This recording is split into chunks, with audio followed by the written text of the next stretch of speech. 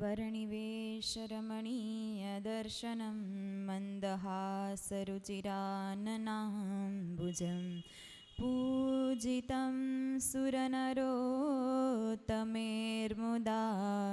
धर्मनन्दनमहं विचिन्तये। ॐ अवतारिणे श्रीस्वामिनारायणाय नमो नमः। श्रीहरिकृष्णाय घनश्यामाय नीलकण्ठाय नमो नमः। श्रीसहजानन्दस्वामिने नमो नमः। बोलो स्वामिनारायण भगवाननी जय। श्री हरिकृष्ण महाराजनी जय। काले शुं आव्युं हतुं कथामां?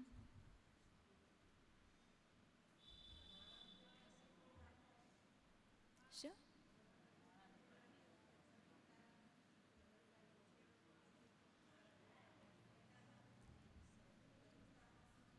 પછી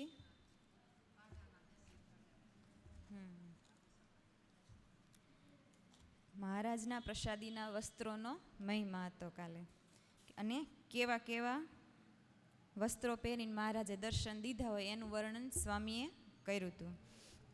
તો ઘણી જગ્યાએ મહારાજે અલગ અલગ વસ્ત્રોમાં બધાને દર્શન દીધા હોય, તો એ શણગારના દર્શન કરીને ઘણા તો મહારાજના શરણે થયેલા. ઘણા સત્સંગી થઈ ગયા. સત્સંગી થવાનું નિમિત્ત માત્ર જ ખાલી મહારાજના શણગારના દર્શન હોય છે. તો એ ક્યારે થાય? એને કંઈક સમજાણું હોય, કંઈક મહિમા વધ્યો હોય તો જ એ સત્સંગી થયા હોય. પ્રસાદીનું વસ્ત્ર આપણી પાસે જ હોય પણ આપણે ડબ્બીમાં પૂરીને મૂકી દેવી અને ક્યારેય સામું ન જોઈએ તો એ શું કામનું? પણ જો એ આપણી પાસે હોય તો એને રોજે એનો સ્પર્શ કરવો, આંખ મસ્તકે ચડાવવો અને એનો મહિમા સમજીને રાખવો. કારણ કે 200 વર્ષ પહેલાં મહારાજ આવ્યા અને એ વસ્તુ આપણને મળી હોય તો એ બહુ અમૂલ્ય છે. એની કોઈ કિંમત આંકી શકાય નહીં. અને એનો મહિમા જેટલો તમે સમજો ને એટલી પાછલી પેઢીને સમજાવો. નહીંતર એને તો એમ થાય કે આવા ગાભાના શું રાખી મૂક્યા હશે જૂના એમ કરીને ફેંકી દે એમ. તો મહારાજની પ્રસાદીની વસ્તુનો બહુ મહિમા છે. એકવાર અદ્ભુતાનંદ સ્વામી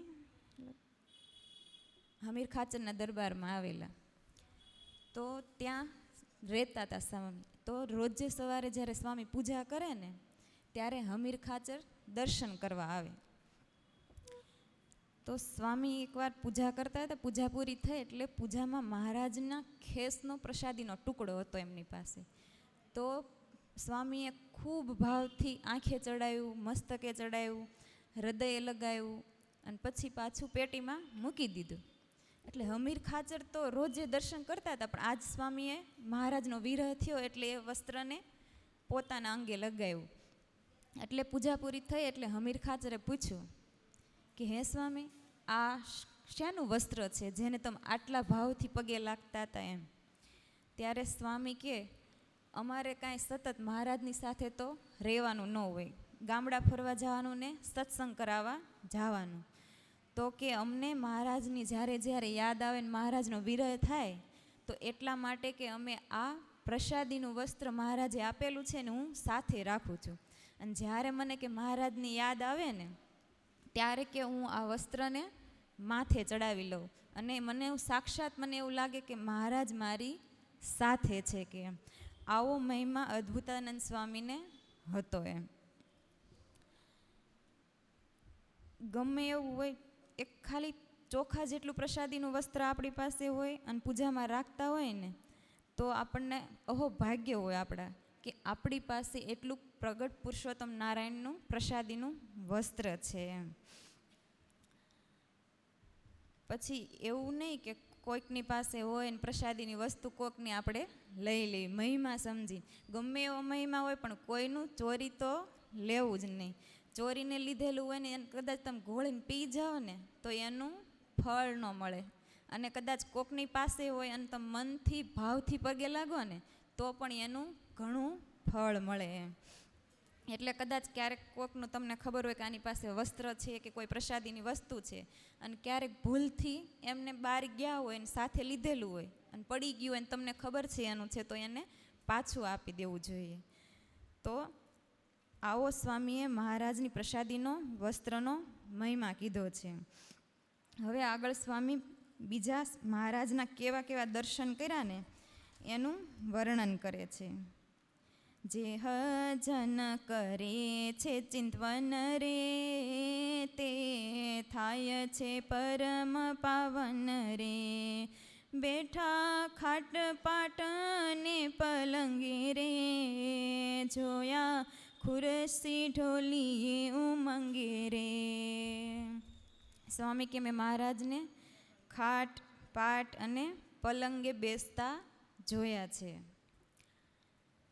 ચાંગા ગામમાં મહારાજ પાટ પર બેસેલા.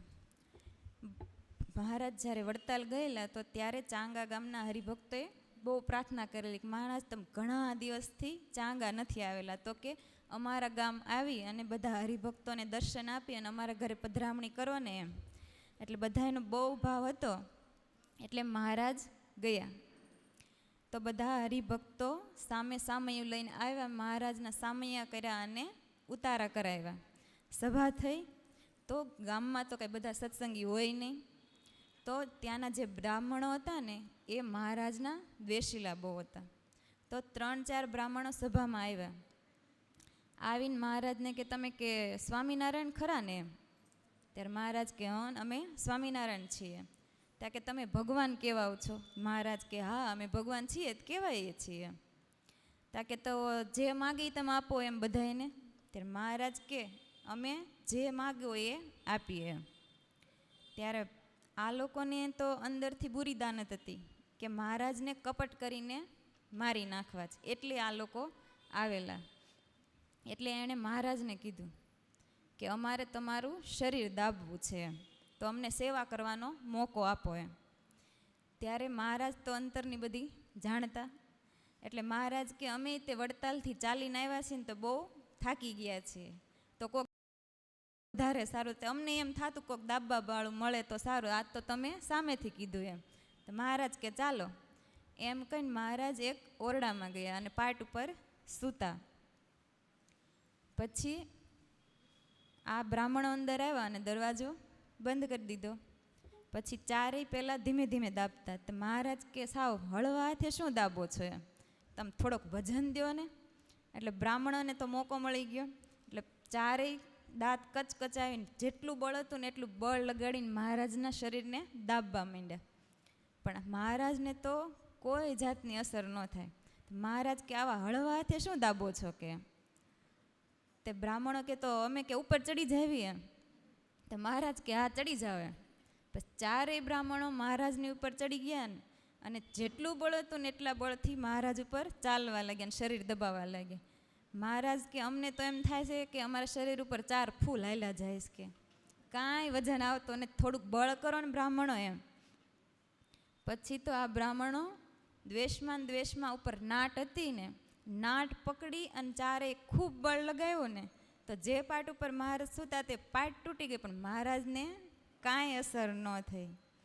ત્યારે આ બ્રાહ્મણોને સાચું સમજાણું કે આ તો ખરેખર ભગવાન છે, નહીંતર આટલી દબાણ કોઈનામાં આવે તો માણસ મરી જાય એમ. એટલે ત્યાર પછી એ બ્રાહ્મણો મહારાજના આશ્રિત થયા. આવી રીતના સ્વામી કે મેં મહારાજને પાટ ઉપર બેઠેલા અને સૂતેલા જોયા છે. આ પાટ ક્યાં છે અત્યારે ખબર છે? વડતાલમાં રામ પ્રતાપભાઈ હવેલી છે, ત્યાં પ્રદક્ષિણામાં ઉપરની સાઈડ છે. એમ નામ તૂટેલી પાટ જ છે, ત્યાં દર્શન આપે છે અત્યારે. પછી સ્વામી કે મેં મહારાજને ખુરશીએ અને ઢોલીએ બેસતા પણ જોયા છે. પહેલાંના સમયમાં તો કાંઈ આવા અત્યારની જેવી ખુરશીઓ નહોતી. પહેલાંના સમયમાં લાકડાની ખુરશીઓ હતી. આપણે જૂનાગઢમાં ઝીણાભાઈના દીવાનખાનામાં ખુરશીના દર્શન કરેલા છે. જ્યારે જ્યારે મહારાજ જતા તો એ વખતે મહારાજને બેસવા માટે ઝીણાભાઈ આ ખુરશીઓ મહારાજને આપતા. અને પોતે દીવાન હતા એટલે એમને તો ત્યાં રાજા મહારાજાઓ પણ મહેમાન થઈને આવે, એટલે કોતરણીવાળી ખુરશીઓ ઝીણાભાઈને ત્યાં હતી. જ્યારે માલકમ સાહેબને મહારાજ મળવા ગયા ત્યારે પણ મહારાજને ખુરશી ઉપર સર માલકમ સાહેબે બેસાડેલા. અને જ્યારે મહારાજ વડોદરા ગયેલા ને ત્યારે પણ સયાજી રાવ સરકારે સોના અને ચાંદીની ખુરશીમાં મહારાજને પધરાવેલા એમના દરબારમાં. તો આવી રીતની મૂર્તિનું મહારાજનું ચિંતન કરવું. આમ જોઈએ ને તો આપણે દર્શન ક્યાંય નહીં કર્યા હોય, ચિંતન જ ખાલી કર્યું છે, પણ એક જગ્યાએ મહારાજ ખુરશીમાં બેઠા હોય ને એવી મૂર્તિ છે. વાસુદેવ નારાયણની છે ને, દેખાય આપણને ઊભી, પણ મહારાજ ત્યાં બેઠેલા હોય ને એવી મૂર્તિ એ છે. તો સ્વામી કે આવી મૂર્તિનું ચિંતન કરવું. સ્વામી કે ક્યારેક મેં મહારાજને હિંડોળા ખાટેલા પણ બેઠેલા જોયા છે. તો એ મૂર્તિ સંભાળવું અને એનું ચિંતન કરવું. આપણે હિંડોળા હોય ત્યારે મહારાજ બેઠા હોય તો આપણે એવું પ્રત્યક્ષ પ્રમાણ ચિંતન કરવું કે હિંડોળા ખાટમાં મહારાજ એક ચરણ ઉપર બીજો ચરણ ચડાવીને બેઠા છે અને હાથમાં ગજરો લઈ અને ફૂલ સૂંઘે છે અને ભક્તોને અભયદાન આપે છે. એવું ન માનવું કે આ મૂર્તિ છે, પણ આપણે પ્રત્યક્ષ ભગવાનને નિહાળતા હોય એવું મનમાં ચિંતન કરવું. તો સ્વામી કે મેં આવા દર્શન મહારાજના કરેલા છે. વળી સ્વામી કે સાંગા માચી ગાદી ચાકળે રે, મેળે મંચે આસન સઘળે રે. સ્વામી કે મેં મહારાજને સાંગામાચી ગાદી ચાકળા આ આદિ ઉપર બેસતા જોયા છે. ક્યાં છે પ્રસાદીની સાંગામાચી? આપણા મોટા મંદિરે. જ્યારે મહારાજ હુતાસણીનો ઉત્સવ કરવા આવ્યા અને સભા કરીને બેઠા તો ભગાદોશીએ પહેલાં એક ગાડું મૂક્યું અને એની ઉપર ઢોલિયો મૂક્યો અને એની ઉપર સરસ ગાડલું પાથરી અને મહારાજને માટે આસન તૈયાર કરી દીધું. તો મહારાજ એ ગાડા ઉપર બેઠા તો મહારાજ કે આ તો બહુ નીચું છે એમ, અહીંથી અમને કાંઈ આખી સભા દેખાતી નથી. એ વખતે સ્ટેજ બેજ નહીં બનાવ્યું હોય બોટાદવાળાએ, તો મહારાજ કે આવું નીચું આસન ન ચાલે એમ. તે ભગાદોશી કે મહારાજ તો હવે શું લાવવું એમ. તે મહારાજ કે એક સાંગામાચી લાવો કે. પછી ગાડલું કાઢી અને ઢોલિયા ઉપર સાંગામાચી મૂકી અને એની ઉપર ચાંકળો નાખી અને પછી મહારાજ એની ઉપર વિરાજમાન થયા. ખાલી વિચારીએ કે એ મૂર્તિ કેવી શોભતી હશે તો પણ મનમાં આનંદ આવે. અને આજે આપણે અક્ષરભુવનમાં પણ એવી જ રીતે દર્શન થાય છે. એનું એ જ પ્રસાદીનું ગાડું છે, એની ઉપર એ જ પ્રસાદીનો ઢોલિયો અને એ જ પ્રસાદીની સાંગામાચી પર મહારાજને બેસાડ્યા છે. જો આવું મૂર્તિનું અખંડ ચિંતન કરીએ ને તો મનની વૃત્તિઓ ક્યાંય આગી પાછી ન થાય. મહારાજ ક્યારેક ક્યારેક જોધા ભરવાડ હોય, પાંચુબા હોય કે શાંતિબા હોય તો એમની સાથે છાશ વલોવતા. તો ક્યારેક ક્યારેક મહારાજ ઊભા ઊભા છાશ વલોવે અને ક્યારેક ક્યારેક સામાસામી સાંગામાચી નાખી અને છાશ વલોવતા. તો સ્વામી કે મેં આવી રીતે મહારાજને સાંગામાચીએ બેઠેલા જોયા છે. વળી સ્વામી કે મેળે મંચે અને આસન ઉપર મેં મહારાજને જોયા છે. તો પહેલાંની અક્ષર ઓરડી હતી એ અત્યારે જેવી છે મેળાબંધ એવી જ અક્ષર ઓરડી હતી. ચારેય બાજુ ઓસરી અને ઉપર મેળો. તો મહારાજ ઘણીવાર ત્યાં સભા કરીને બેસતા અને મેળા ઉપર દર્શન દેતા. જ્યારે જોબન પગીને ડભાણના યજ્ઞમાં નિશ્ચય થયો પણ તોય પણ એને રસ્તામાં એક સંશય રહેલો, એટલે એમણે સંકલ્પ કરેલો કે હું ઘરે જાઉં અને જો મહારાજ મારી મેળીએ બેઠા હોય તો કે હું પાક્કું એમ માનું કે આ ભગવાન છે. અને જેવા જોબન પગી ઘરે પહોંચ્યા તો એમને બારની જે એમની બારી હતી ત્યાં મેળી ઉપર મહારાજના દર્શન થયા અને જોબન પગીને પાક્કો નિશ્ચય થઈ ગયો કે આ સાક્ષાત ભગવાન જ છે. તો આવી રીતના દર્શન કર્યા તો ઘણા ભક્તોને સાક્ષાત્કાર પણ થઈ ગયેલો. અમદાવાદની બાજુમાં વેલાલ ગામ છે, જે જયસંગભાઈનું કહેવાય ને વેલાલ ગામ. તો ભગવાન ઘણીવાર ત્યાં જતા અને જયસંગભાઈના મેળા ઉપર મહારાજ, જે માઢ કહેવાતો, ત્યાં મહારાજ ઉતારો કરતા. હવે મહારાજ જયસંગભાઈની સેવા જોઈને ખૂબ રાજી થયેલા, એટલે જયસંગભાઈને કહે કે આજ અમે તમારી પર બહુ રાજી છીએ, તમારે જે જોઈએ ને એ અમારી પાસેથી કે માગી લ્યો એમ. ત્યારે જયસંગભાઈ કે મહારાજ મારે બીજું તો કાંઈ નથી જોતું, કૃપા કરીને તમે આ બ્રહ્માંડમાં અમારા જેવા જીવને ઉદ્ધારવા માટે આવ્યા છો, અને આ જે માઢ છે એની પર તમે ઘણી વાર સંતો સહિત અહીંયા રહ્યા છો, તો કે આ માઢની નીચે જેટલા નીકળે ને એ બધાને તમારા ધામની પ્રાપ્તિ થાય એ વર મને આપો એમ. ત્યારે મહારાજે એમને એ વરદાન આપેલું, અને આજે પણ એ માઢ અમદાવાદ મ્યુઝિયમમાં દર્શન આપે છે. અને એને એવી રીતે જ ગોઠવવામાં આવ્યું છે કે એના દર્શન કરીને કોઈક એની નીચેથી નીકળી શકે, જેથી કરીને જેમ જયસંગભાઈ માગ્યું એ ફેલ ન જાય. કારણ કે અત્યાર સુધી એમના ઘરે હતું તો ઘરે ડેલામાં જતા ઉપર તરત હતું, એટલે નીચેથી નીકળવું જ પડે ફરજિયાત. પણ હવે તો ઘર પડી ગયું, તો અહીંયા પણ એવી રીતે જ એને ગોઠવવામાં આવ્યું છે. તો આવી રીતના દરેક સ્થાનના દર્શનને યાદ રાખીએ તો જીવને કલ્યાણ પાક્કું થઈ જાય છે.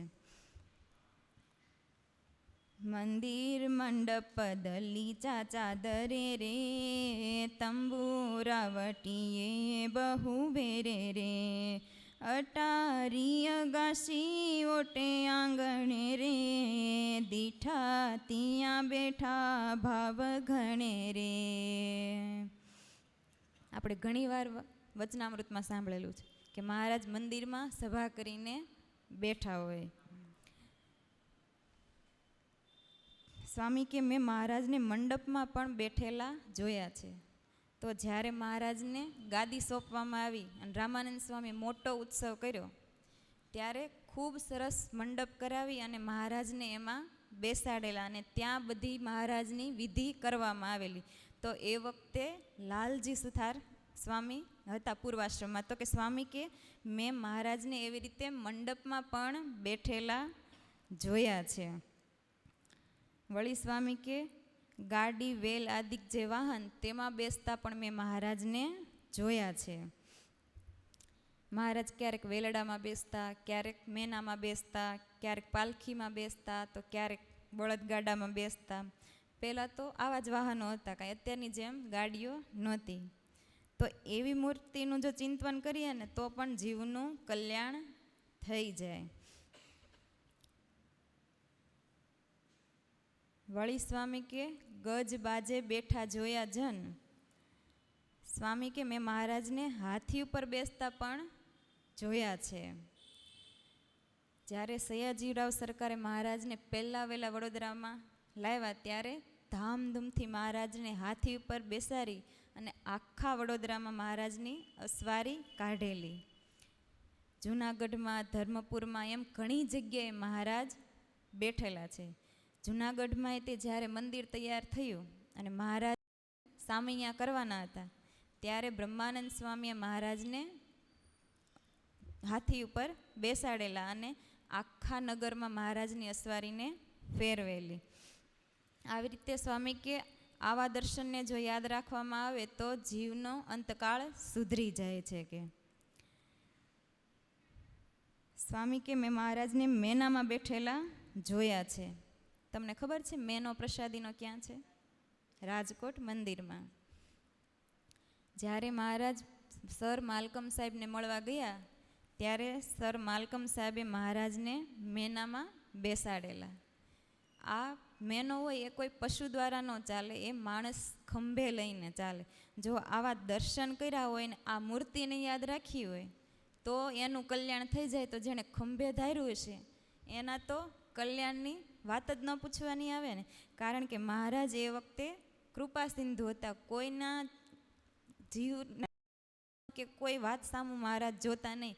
ફક્ત એમના માટે કોઈ ઉપયોગમાં આવ્યું હોય કે સંતો માટે કાંઈ વસ્તુ ઉપયોગમાં આવી હોય તો મહારાજ તરત એનું કલ્યાણ કરી દેતા. મહારાજ ગાડા ઉપર બેસીને ઘણીવાર સભા કરતા, પણ ખાલી સભા કરતા એવું નહીં, મહારાજ ગાડા ઉપર બેસીને જમતા હોતે. સ્વામી કે મેં આવા પણ દર્શન કરેલા છે. મહારાજ એકવાર જેતલપુરનો યજ્ઞ કરી અને બાજુમાં બલોળ છે તો ત્યાં ગયા. તો બલોળના દેવીદાન હતા.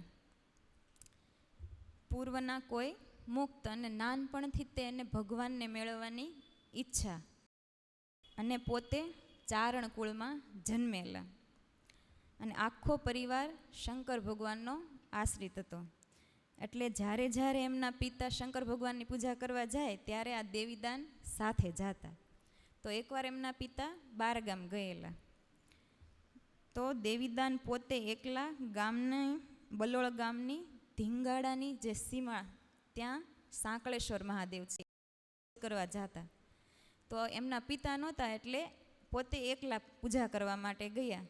શંકર ભગવાનને દૂધ ચડાવ્યું, ફૂલ ચડાવ્યા, બીલીપત્ર ચડાવી અને ગદગદ કંઠે થઈ અને પ્રાર્થના કરવા લાગ્યા કે હું રોજ જે તમારી પૂજા કરું છું તો કે આ મારી પ્રત્યક્ષ પૂજા તમારા સુધી પહોંચતી હશે કે એમ. અને મને તો કે ફક્ત ભગવાનને મળવાની ઈચ્છા છે, બીજી કાંઈ ઈચ્છા નથી. આમ કહીને એમના આંખમાં આંસુ આવી ગયા. અને બાળક હોય એટલે સાવ નિર્દોષ ભાવ હોય એટલે શંકર ભગવાન તરત રાજી થઈ અને પ્રગટ થયા. પ્રગટ થઈ અને શંકર ભગવાન કે હું બહુ રાજી થયો છો કે આજે તારી ઉપર, તો કે તારે જે જોઈએ એ માગી લે. ત્યારે દેવીદાન કે મારે કોઈ બીજી ઈચ્છા નથી, ખાલી મારે પ્રત્યક્ષ ભગવાનના દર્શન કરવાની ઈચ્છા છે. ત્યારે ભગવાન કે તને ટૂંક સમયમાં તે ભગવાન મળશે કે, અને તારે વળી એને ક્યાંય ગોતવા નહીં જવા પડે, એ તારા ગામમાં જ આવશે. તો દેવીદાન કે તો હું એમને ઓળખીશ કઈ રીતે કે એમ. ત્યારે શંકર ભગવાન કે જેની જીભ કોણીએ અડે ને એ ભગવાન કહેવાય, આટલું તું યાદ રાખજે, બીજું કાંઈ યાદ રાખીશ નહીં. પછી ઘણો સમય થયો એટલે મહારાજ આવી રીતના જેતલપુરનો યજ્ઞ કરી અને બલોળ આવ્યા. તો ત્યાંના હરિભક્ત હતા રૈયા ખટાણ, એણે મહારાજને પોતાના ઘરે ઉતારો આપ્યો અને એમનું ઘરનું ફળિયું બહુ મોટું. તો ફળિયામાં જ તે મહારાજની સભા કરી. રૈયા ખટાણના ઘરે ભગવાન આવવાના હતા એટલે એમણે ગામમાં બધાને કેવડાવેલું કે અમારા ભગવાન આવવાના છે તો બધા આવજો એમ, અને મોટા માણસ હોય એટલે બધા આવે તે. હવે આ વાતની ખબર દેવીદાનને પડી એટલે એ ખાલી જોવા માટે આવેલા કે કોણ છે એમ, નામ સાંભળેલું સ્વામિનારાયણ એટલે જોવા માટે આવ્યા. તો સભા પૂરી થઈ એટલે રૈયા ખટાણે મહારાજને કીધું કે મહારાજ જમવા પધારો, થાળ તૈયાર છે એમ. એટલે રૈયા ખટાણે સરસ મજાનો બાજોટ ઢાળી દીધો, માથે ચાંકડો નાખી અને સામે બીજો બાજોટ મૂકી અને થાળ મહારાજને પીરસી દીધો. તો મહારાજ કે અમારે આય નથી જમવું, કે આ ફળિયામાં ગાડું છે ને એની ઉપર બેસીને જમવું છે. એટલે રૈયા ખટાણે ગાડાની સફાઈ કરાવી અને ગાડલું ને એવું નખાવા ગયા. ત્યારે મહારાજ કે એની ઉપર કાંઈ પાથરશો નહીં, અમે એમનામ બેસશું એમ. એટલે મહારાજને ત્યાં બેસાડ્યા. પછી રૈયા ખટાણ કે હે મહારાજ તમે આ ગાડામાં બેસીને જમવાનું તો ક્યાં છે, પણ આમાં તમને ક્યાં બાજોઠ મૂકી દેવો, ક્યાં થાળી મૂકી દેવી, તમે જમશો કેમ એમ. ત્યારે મહારાજ કે અમારે બીજું કાંઈ નથી જમવું, એક તાંસળીમાં થૂલી અને દૂધ ભેળવીને લાવો કે અમારે બસ એ જ જમવું છે. હવે થૂલી લાવી અને રૈયા ખટાણે મહારાજને આપી. એટલે મહારાજ જેમ ઓલા મદ્રાસી ભાત ન જમે મૂઠે મૂઠે, એમ મૂઠે મૂઠે જમવા માંડ્યા. હવે જેવું મહારાજનું જમવું અને એ વખતે જ દેવીદાનને ત્યાં આવવું. એમને થોડુંક મોડું થઈ ગયું એટલે સભામાં ન હોવાનું, પણ વિસર્જન થઈ ત્યાં એ પહોંચી ગયા. એટલે મહારાજ મૂઠે મૂઠે દૂધના રેલા હોય એ આખા હાથે ઉતરે. એટલે મહારાજ જીભ લાંબી કરી અને કોણીએથી દૂધ ચાટતા. હવે આવી રીતે જોયા એટલે દેવીદાનને તરત યાદ આવી ગયું કે શંકર ભગવાને કીધેલું કે જેની કોણીએ જીભ અડે એ ભગવાન કહેવાય. એટલે મહારાજ જ્યારે જીભ અડાડે કોણીએ ત્યાં દેવીદાન મહારાજને દંડવટ કરીને પગે લાગે. વળી પાછા મહારાજ જમવા માંડે, રેલા ઉતરે એટલે મહારાજ પાછી જીભ કોણી અડાડે એટલે પાછા દેવીદાન દંડવટ કરે. એટલે મહારાજ રૈયા ખટાણને કે આ છોકરો કેમ વાડી ઘડીએ કે અમને પગે લાગ કરે છે. એટલે રૈયા ખટાણે દેવીદાનને મહારાજને કીધું કે એ અમારા ગામનો ચારણનો દીકરો છે, પણ ખૂબ મુમુક્ષુ જીવ છે એમ. તો મહારાજ કે નાય બોલાવો એમ. દાન મહારાજ પાસે ગયા. તો મહારાજ કે એ છોકરા તું કેમ અમને પગે લાગે છો વાડે ઘડીએ? ત્યારે દેવીદાન કે તમે ભગવાન છો ને એટલે કે હું તમને પગે લાગુ છું. તે મહારાજ કે તને કોણે કીધું કે? ત્યારે દેવીદાન કે મને શંકર ભગવાને કીધેલું કે તમે ભગવાન છો, જેની જીભ કોણી અડે એ ભગવાન કહેવાય. તો તમારી જીભ કોણી અડે છે એટલે કે તમે ભગવાન છો, કે એટલે કે હું તમને પગે લાગુ છું. શંકર ભગવાને મને કીધેલું કે જ્યારે તને ભગવાન મળે ત્યારે તું તારું તન મન અને બધું મહારાજને અર્પી અને એને સમર્પિત થઈ જાય. એટલે હવે મને ઘરે નથી જવું, તમારા આ સાધુ ભેગો ભેળવી દો.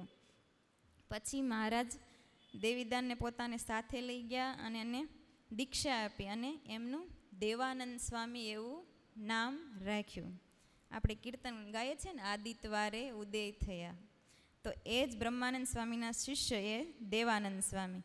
તો આવી રીતે ગાડા ઉપર બેઠેલા જોઈ અને દેવીદાનને મહારાજનો નિશ્ચય થયેલો.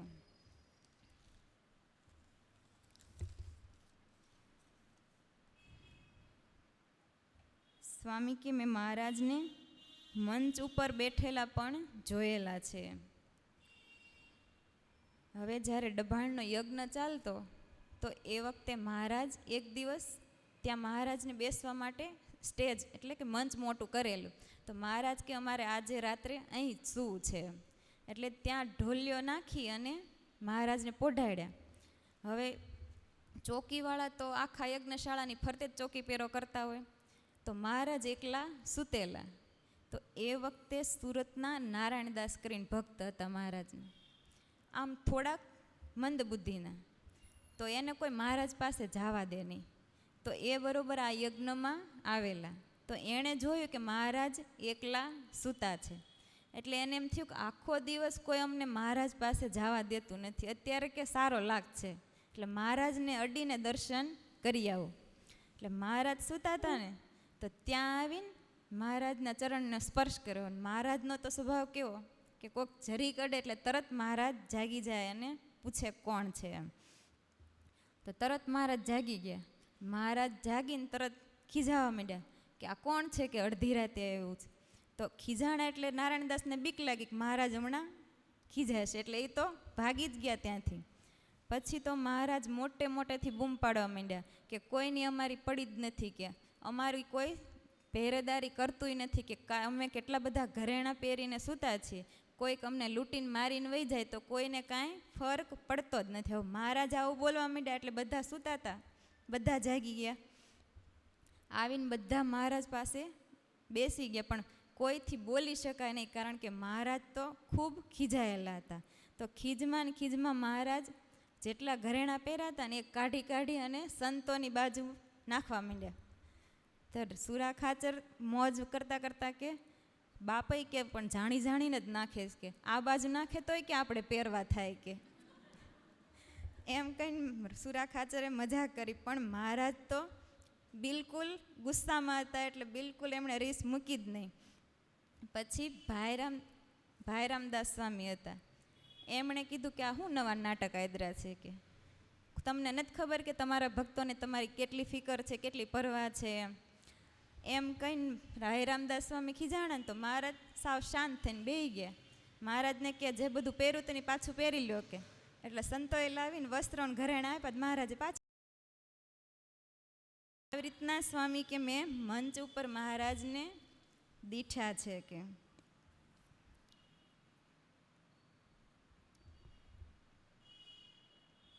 સ્વામી કે મેં મહારાજને કુબા, ઘર, ફળિયા, અટારી, આંગણા આ બધે બેઠેલા જોયા છે. એકવાર મહારાજ રીસાય અને ગઢડાથી લીમલી વયા ગયા. આ બાજુ રીસાઈને રાત્રે નીકળી ગયેલા અને બ્રહ્મચારીને કોઈને કાંઈ કીધેલું નહીં. સવારે બ્રહ્મચારી જાગ્યા તો મહારાજ ઢોલિયામાં નહીં, એટલે બ્રહ્મચારી તરત બધી બાજુ મહારાજને ગોતવા લાગ્યા. ક્યાંય મહારાજ મળ્યા નહીં, એટલે એમને પણ અંતરમાં એમ થયું કે બધાને એમ થાય છે કે બ્રહ્મચારી સતત સાથે હોય છે ને એમણે મહારાજનું ધ્યાન ન રાખ્યું. અને મહારાજ વયા ગયા. પછી તો બ્રહ્મચારીએ બધાને ભેગા કર્યા અને કીધું કે મહારાજ રાત્રે ક્યાંક રીસાઈને વયા ગયા છે. બ્રહ્માનંદ સ્વામી પણ ત્યાં હતા. તો બ્રહ્માનંદ સ્વામી અને સુરાખાચરને પગેરું કાઢતા આવડે. પગલાં જોઈ અને એ વ્યક્તિને ગોતી કાઢે. તો બ્રહ્માનંદ સ્વામી કે અમે ગોતવા મહારાજને જાવી છીએ, તમે કાંઈ ચિંતા કરશો નહીં એમ કહી અને બ્રહ્માનંદ સ્વામી અને સુરાખાચર મહારાજના પગલે પગલે આગળ વધતા ગયા. આ બાજુ મહારાજ લીંબલી આવેલા. મહારાજને રીસાવાનું એકમાત્ર જ કારણ હતું કે એમને સગ્રામ ભક્તની ઈચ્છાને પૂરી કરવી હતી. કારણ કે ભક્ત કે અમે કે રહ્યા નાના માણસ, આ કુબામાં કે ભગવાન થોડા રહે એમ. ત્યારે બ્રહ્માનંદ સ્વામી કે તો અમને કે તપાસ કરવા દો. ત્યારે સગ્રામ ભક્ત કે અંદર તો કે અમારા ઘરના છે, કે ત્યાં તમારે થોડું જવાય એમ. તો બ્રહ્માનંદ સ્વામી કે અમારા હારે સુરાખાચર છે, કે અમે સાથે લઈને તપાસ કરશું. ત્યારે સગ્રામ ભક્ત કે તો તમે ઘડીક ખમો કે અમારા ઘરનાને અમે બહાર લઈ આવીએ એમ. એટલે અંદર જઈને મહારાજને કીધું કે બ્રહ્માનંદ સ્વામી અંદર આવે છે. તો મહારાજ કે તો પછી અમને જલ્દી હંતાડી દો એમ. એટલે પહેલાં કુબા હોય તેના જ વળી કેવડી દિવાલ હોય, આવડી દિવાલ હોય. તો મહારાજ ટપી અને એમના ભાઈના ઘરે ગયા. તો ભાઈના ઘરે જવા ગયા ત્યાં મોજડી મહારાજની પડી ગઈ. તો મહારાજની મોજડી પડીને લેવા ગયા ને ત્યાં સગ્રામ ભક્તે લઈ લીધી. મહારાજને કે તમારે બીજી મોજડી આપી દો, નહીં તો હું બ્રહ્માનંદ સ્વામીને કહી દઈશ કે તમે અહીંયા છો એમ. એટલે તરત મહારાજે બીજી મોજડી આપીને કીધું કે તમે કોઈને કહેતા નહીં એમ. પછી બહાર આવીને સગ્રામ ભક્ત કે જોઈ આવો કે અંદર કોઈ છે કે નહીં એમ. એટલે બ્રહ્માનંદ સ્વામી અંદર ગયા પણ અંદર તો કોઈ મળ્યું નહીં. પછી સ્વામી બહાર આવીને કહ્યા તમારા ભાઈનો કૂબો છે ને ત્યાં જવું છે કે અમારે. ત્યારે સગ્રામ ભક્ત કે ન્યાય તે કે એમના ઘરના છે એમને કહું હું બહાર આવે. એટલે પછી સગ્રામ ભક્ત કહેવાય ગયા. એટલે ઘરમાંથી 3 બાઈઓ બહાર આવી. આગળ સગ્રામ ભક્તના ઘરના, પાછળ એમના ઘરના ભાઈના ઘરના, અને વચ્ચે મહારાજ. પણ મહારાજે સાડી પહેરેલી અને લાંબો ઘૂંઘટો તાણ્યો હતો. એટલે સ્વામી આમ તો બાયુ સામે જોવે નહીં, પણ સ્વામી વિચાર્યું કે આ તો 2 ઘરના હોય અને એક એના ભાઈના ઘરના હોય, તો આ ત્રીજું કોણ? એટલે સ્વામી કે આ ત્રીજું કોણ છે કે. ત્યારે સગ્રામ ભક્ત કે એક તો મારા ઘરના છે અને એક મારા ભાઈના ઘરના છે અને એક મારા સાળી આવ્યા છે એ છે. ત્યારે મહારાજ ચાલવા માંડ્યા ને, એટલે મહારાજની ચાલ જોઈને બ્રહ્માનંદ સ્વામી ઓળખી ગયા. એટલે તરત સ્વામીએ મહારાજ સાડીમાં હતા ને તોય હાથ ઝાલ્યો. એટલે બ્રહ્માનંદ સ્વામી કે હાથ પકડ્યો. એટલે તરત સુરાખાચર કે સ્વામી તમારે ઉપવાસ પડશે. તા કે બાપનો હાથ પકડે ઉપવાસ ન પડે કે એમ કહીને મહારાજનો તરત ઘૂંઘટો ઊંચો કર્યો. અને પછી બ્રહ્માનંદ સ્વામી કીર્તન બનાવેલું. વાત લડી રહો ને રાત લડી, વાલા પૂછું એક વાત લડી, જેને ઘેર રજની તમે જાગ્યા, ધન છે તમારી છાત લડી, વાલા પૂછું એક વાત લડી. બ્રહ્માનંદ કહે સંશય થયો નહીં, કોણ હતી એની જાત લડી, વાલા પૂછું એક વાત લડી. સ્વામી કે તમે એની જાત પણ સામું જોયું નહીં અને ભક્તના ભાવને પૂરો કરવા તમે ત્યાં રાત રહ્યા. તો આવી રીતે મહારાજ ભક્તનો ભાવ પૂરો કરવા માટે એ કુબામાં રહેલા. તો સ્વામી કે મેં મહારાજને આવી રીતે કુબામાં રહેતા પણ જોયા છે.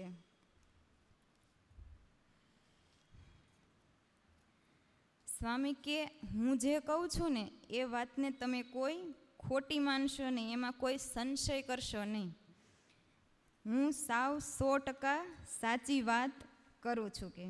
ઇતિ શ્રી સહજાનંદ સ્વામી ચરણ કમળ સેવક નિષ્કુળાનંદ મુનિ વિરચિતે પુરુષોત્તમ પ્રકાશ મધ્યે 15 પ્રકાર.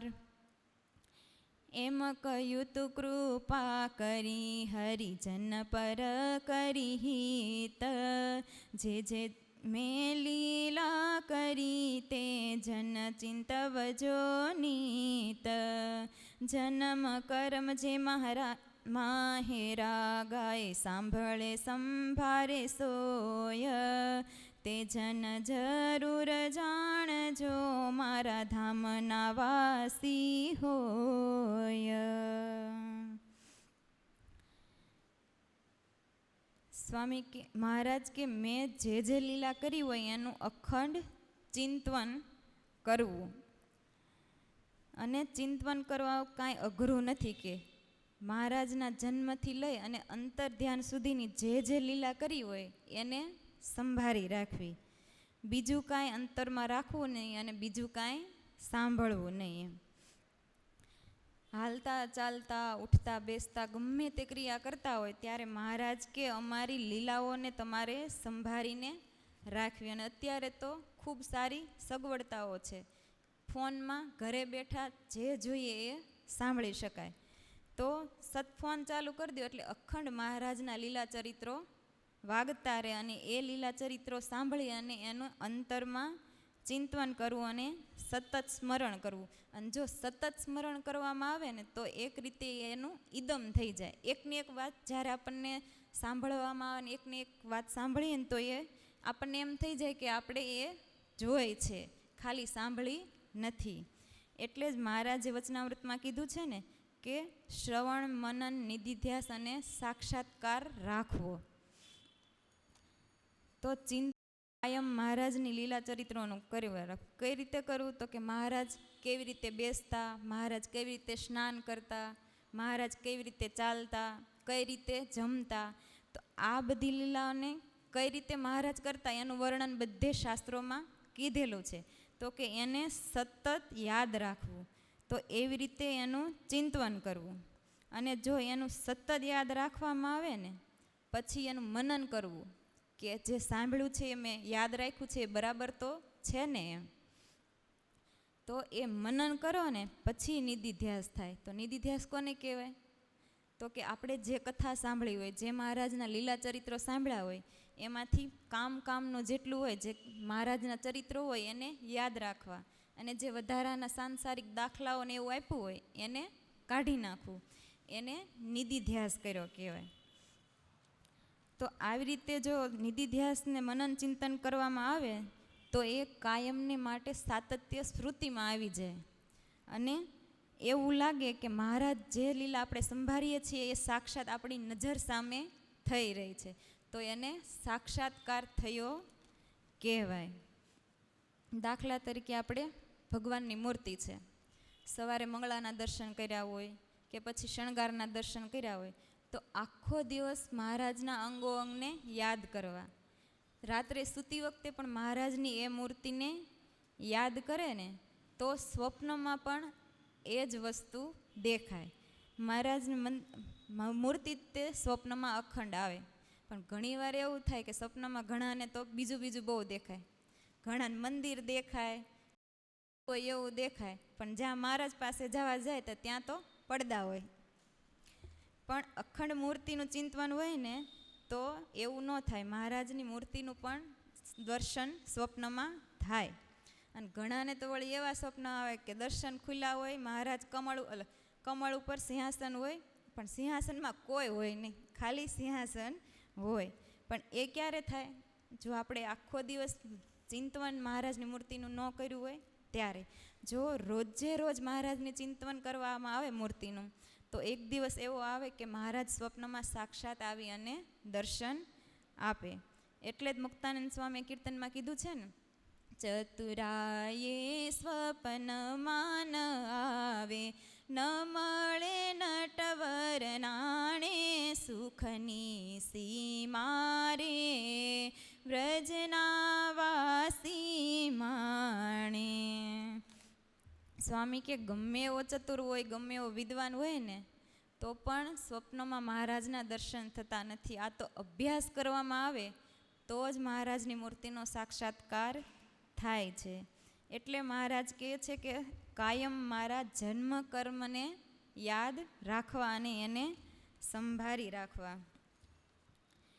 એમાં એમાં કાંઈ અટપટું નથી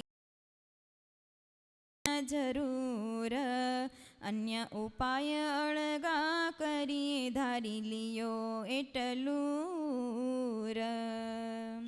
સ્વામી કે એમાં કાંઈ અટપટું છે નહીં. લીલા ચરિત્ર સંભાળવા અઘરા પડે? મૂર્તિ સંભાળવી કદાચ અઘરી પડે, પણ લીલા ચરિત્ર સંભાળવા બિલકુલ અઘરા પડે નહીં. તો સ્વામી કે એ કરવું કાંઈ અઘરું નથી. જો લીલા ચરિત્રો અખંડ સંભાળી રાખશો તો આ ભવસાગરને સારી રીતે કે તમે પાર ઉતરી શકશો. જેમ આપણે દરિયો પાર કરવો હોય તો કંઈક વહાણ કે સ્ટીમરની જરૂર પડે, એમ જો આ ભવસાગર તરવો હોય ને તો લીલા ચરિત્ર રૂપી જહાજમાં બેસશું ને તો જ આ ભવસાગરને તરી શકશું. માટે સૌને સંભાળવા એમ શ્રીમુખે કહે મહારાજ. સ્વામી આ સાક્ષાત મહારાજ કહે છે કે મારા લીલા ચરિત્રો સંભાળી રાખશો તો તમે ભવજળ પાર ઉતરી જશો. એમ જોવા મુક્તને મધ્ય મહારાજ રે, સહુ લઈ પોતાનો સમાજ રે, પૂજા મુનિએ બહુ પ્રકારે રે, સુંદર લઈ 16 ઉપચારે રે, કરે સ્તુતિ મુનિ જોડી હાથ રે, એવી રીતે સંભાળે જે નાથ રે, એ તો ચિંતવન છે જો એવું રે, બ્રહ્મ મૂલે લઈ જવા જેવું રે. સ્વામી કે મહારાજની મૂર્તિને કઈ રીતે યાદ રાખે તો છેક ધામ સુધી પહોંચી શકાય. તો આમાં સ્વામી આગળ લખે છે કે ક્યારેક ક્યારેક મુક્તો મહારાજની ષોડશોપચારથી, મુક્તો એટલે સંતો ભક્તો જે હોય એ ષોડશોપચારથી પૂજા કરતા મહારાજ અને અંતે ક્યારેક સાવ સંતમાં હોય ને પેલા નદીને કાંઠે કે પછી લક્ષ્મીબાગમાં બેઠા હોય અને એવું, ત્યારે સંતો જાતે ચંદર ઉતારી પોતાને હાથે આખા શરીર ઉપર ચંદન લગાવે, બેસી અને એ મૂર્તિનું ચિંતવન કરે, મૂર્તિનું ધ્યાન કરતા, અંતરમાં ઉતારતા. તો મહારાજ આ ચંદન ખેંચાય છે એટલે સંતો મહારાજને ઘેલાનું જળ લાવી અને ઘસીને ચોળી અને મહારાજને સ્નાન કરાવે.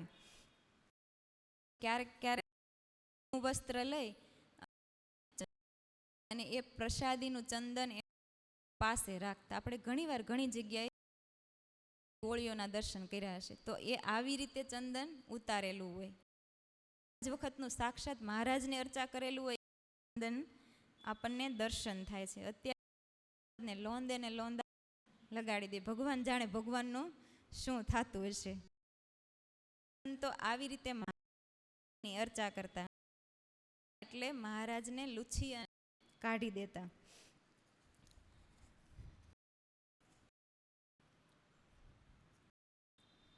સ્વામી કે વળી જમાડી ભાત ભાતના લઈ ભોજન રે, પોતે નાથ રે અને લઈ લાડવા હાથ રે.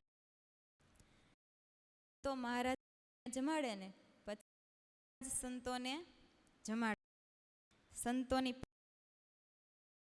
મહારાજ કસી રસવા નીકળતા, કમરે સારી રીતે કેસ બાંધી દે, માથેથી ટોપી કે પાક કાંઈ પહેરવું હોય તો એ બધું ઉતારી, કંકણ ને એવું કાંઈ પહેરવું હોય ને તો એને ચડાવી અને પંક્તિમાં પીરસવા નીકળે.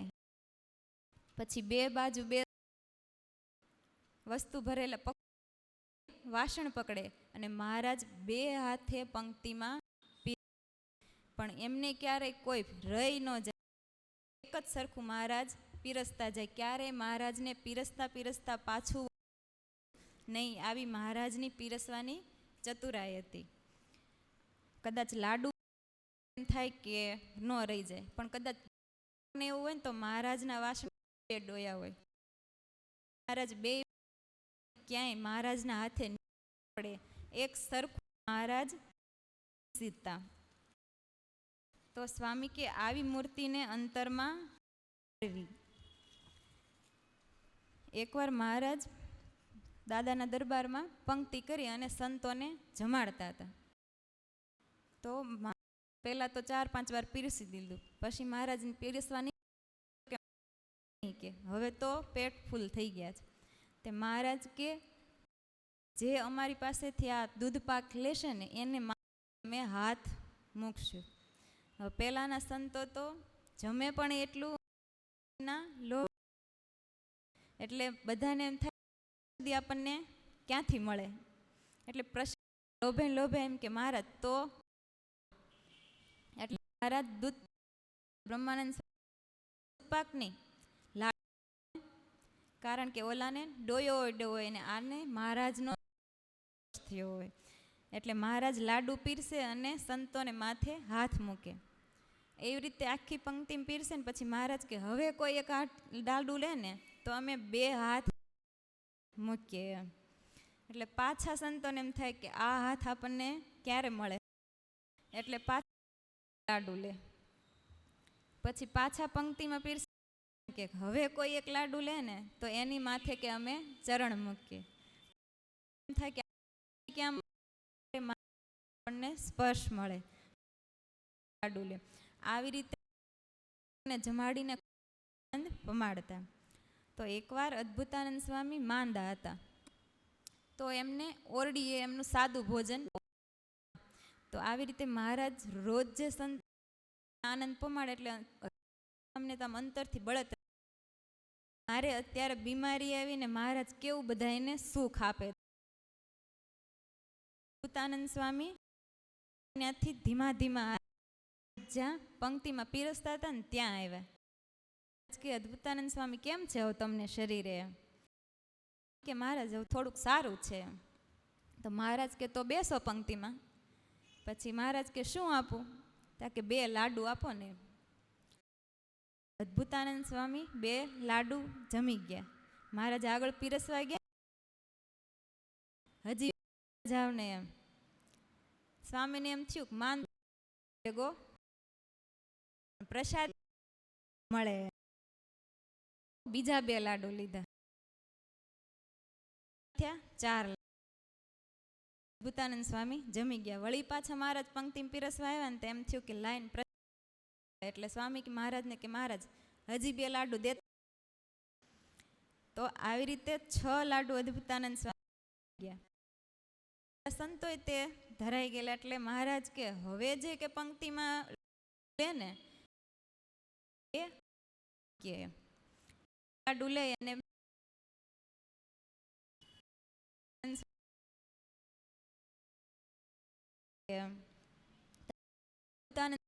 મહારાજ 2 લાડુ આપી જ દો. તે સ્વામી કે પણ માંદા છો ને? તા કે નથી મહારાજ સારું છે, હાલશે. કે લાડુ લીધા અને વળી પાછા જઈને મહારાજ કે 2 મૂકીએ. તો લાભ તો ક્યાં મળે? કે પાછા સ્વામીએ 2 લાડુ લીધા. કેટલા? 10 લાડુ થયા. સ્વામી 10 લાડુ જમી ગયા. પછી મહારાજ પંક્તિમાં ફરીને પાછા જે 2 લાડુ લે ને એની માથે ચરણ બધું મૂકીએ. સ્વામી કે આજ તો લાભ મળ્યો છે, લઈ જ લેવો છે. તો આવી રીતે મહારાજની જાણીને મહારાજનો સ્પર્શ મળે એ જાણીને અદ્ભુતાનંદ સ્વામી માંદા હતા ને તો પણ એમ 12 લાડુ પ્રસાદીના જાણીને જમી ગયા. તો આવો પ્રસાદીનો મહિમા સંતોને અને ભક્તોને હતો, અને મહારાજ પણ ખૂબ ભાવથી સંતો ભક્તોને જમાડતા. સહજાનંદ સ્વામી મહારાજની જય.